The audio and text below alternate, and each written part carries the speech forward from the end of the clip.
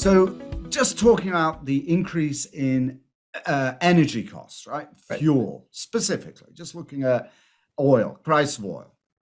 So what this does is it inevitably increases construction costs. So let's just take, just for argument's sake, we look at a multifamily building. So now all of your projected costs of improvement, value add or construction, whatever you're doing, those are going to go up, right? Some component of that is going to go up simply because of increased energy costs. At the same time, there's this argument that rents, and we've seen this, we could talk about this in more detail later, but there's this argument that rents are more flexible with multifamily.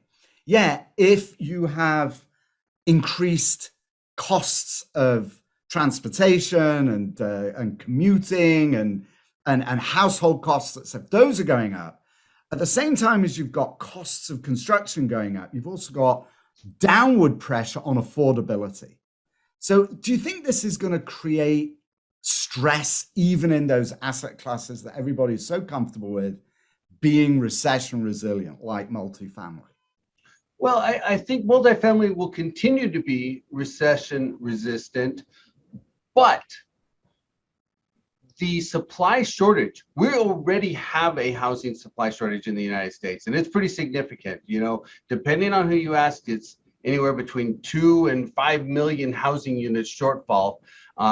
And as a result, we have record low vacancy rates in apartments. We have appreciation of housing prices that are unheard of right now. The days of inventory of or the months of inventory of houses for sale is also at a record low. And so as a result, we have already a strained housing supply, and it's going to be exacerbated by this. As you said, there's going to be upward pressure on construction costs if they can get them built.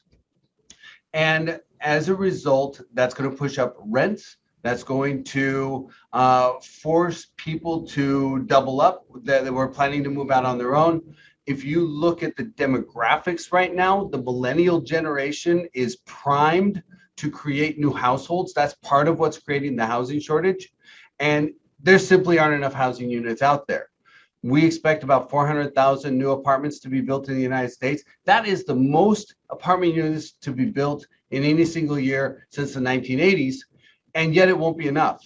And now with this new pressure, the ability to get to 400,000 units is going to be restrained. I don't think we're going to get to that projection going forward, just because we have so many barriers in the way and so many headwinds. So this is going to exacerbate the issue.